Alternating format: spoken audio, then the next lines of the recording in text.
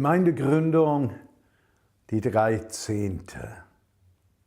Thema: in Gemeindegründung, Gemeindeentwicklung geht es darum, Menschen zu begleiten. Ich habe diesen Schwerpunkt bestimmt schon einige Male genannt und der kommt keinem Zuhörer unbekannt vor. Es geht im Bereich von Gemeindegründung, Gemeindeentwicklung immer um Gott, um Menschen, wie sich diese zwei aufeinander beziehen und wie die Menschen sich öffnen, Gott in dieser Welt sichtbar zu machen. Viel kompliziert ist es eigentlich nicht. Aber die Frage ist natürlich nicht, wo liegt die philosophische Schönheit des Gedankens, sondern wie setzen wir das praktisch um. Ich möchte heute einen Bibeltext mit euch anschauen, 1. Petrusbrief, Kapitel 5. Und zwar möchte ich sogar sagen, das bezieht sich nicht nur auf Gemeindegründer, Gemeindeleiter, Leiterinnen, sondern wenn du in der Wirtschaft oder Verwaltung, wenn du irgendwo eine Führungskraft bist, zählt das genauso für dich. Denn seien wir ehrlich, Führung geben heißt, Menschen aus der Gelassenheit des eigenen Seins dabei zu helfen, ihr Potenzial zu entfalten. Das war jetzt ein schöner Satz. Okay, 1. Petrus 5, Vers 2 folgende. Petrus schreibt: Seid Hirten von Gottes Herde, die euch anvertraut worden ist. Wacht über sie, nicht weil ihr das müsst, sondern weil ihr dazu bereit seid, so wie Gott es möchte.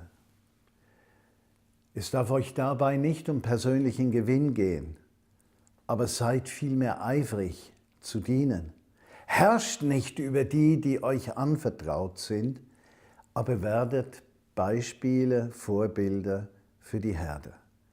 Und dann werdet ihr, wenn der Oberhirte erscheinen wird, die Krone der Herrlichkeit erhalten, die nie vergehen wird. Wenn wir die Briefe der Apostel lesen, dann sind wir ja immer gedrungen dazu, einerseits, dass wir nur eine Seite der Kommunikation hören, also was sie zurückgeschrieben haben oder zurückgesagt haben, lesen wir nicht, ohne der Autor nimmt Bezug darauf. Aber dann dürfen wir auch wissen, in einem solchen Brief wird der Autor sich auf die allerwichtigsten Dinge beschränken, denn diese Briefe haben keinen Raum für Smalltalk.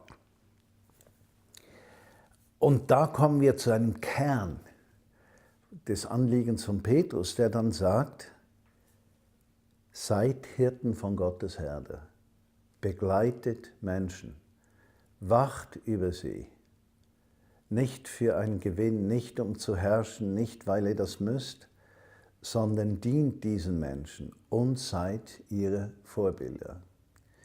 Und ich denke, dort haben wir einen absoluten Kern von Gemeindebau und Gemeindegründung. Ich habe so etwas Korrigierendes in mir. Ich habe ja einige Gebetspartner, mit denen ich regelmäßig in der Fürbitte bin. Georgia und ich haben eine wunderbare Beziehung, die auch basiert auf Ehrlichkeit. Und ich habe gemerkt, ich kann nicht über Dinge reden, die ich selbst nicht tue. Also das Erste, was notwendig ist, mein Hunger und Verlangen, das Evangelium selbst zu leben. Das qualifiziert erst zur Leiterschaft. Das Vorbild sein, wie Apostel Petrus das nennt. Das Zweite, kümmert euch um die Menschen. Und ich denke, du bist Abteilungschef in einer Firma und du bist verantwortlich für eine Gruppe von 7 Personen. Jetzt kannst du entweder diese Menschen auf Distanz halten, Arbeitsaufträge geben, Arbeitsqualität korrigieren, oder du kannst dir ins Herz schreiben: Ich will diese 7 Menschen begleiten und ihnen helfen, das, was sie tun können, noch besser zu tun. Und genau diese Haltung, wenn diese Menschen merken, mein Vorgesetzter, der setzt sein ganzes Herz darauf, dass es mir gut geht, dass ich meine Arbeit besser leisten kann, diese Menschen werden dir sofort Autorität geben in ihrem Leben. Dasselbe in der Gemeinde. Wenn wir eine kleine Gruppe aufbauen, die ersten 10, 20 Personen, dann muss so das erste Bewusstsein sein, ich kümmere mich um diese Menschen.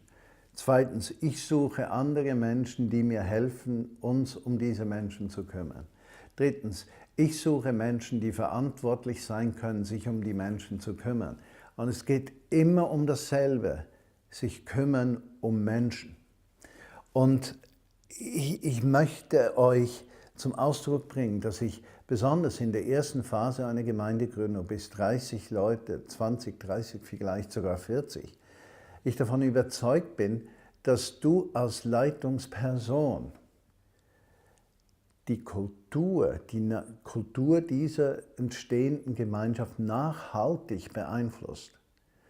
Durch dein Vorbild und deine Bereitschaft, dich zu kümmern, damit die Menschen merken, es geht nicht um deinen Erfolg, sondern es geht um die Gemeinschaft und das Wachstum des Einzelnen. Und der Autor zu guter Letzt sagt, wenn wir das leben, diesen Fokus, dann werden wir den Ehrenkranz erhalten, was immer das sein mag, kann ich mir nicht vorstellen. Aber was er sagen möchte ist, dieses Verhalten wird in Ewigkeit fruchtbringend sein. Ich wünsche dir ein schönes Wochenende und kraftvolle kommende Woche.